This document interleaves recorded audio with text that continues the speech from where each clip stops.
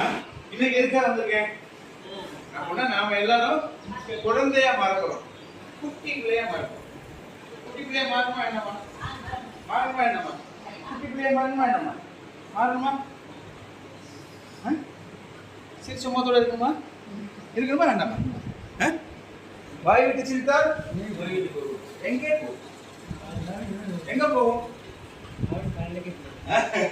யாரு சிரிக்காம இருக்காங்களோ அவங்ககிட்ட போயிடும்.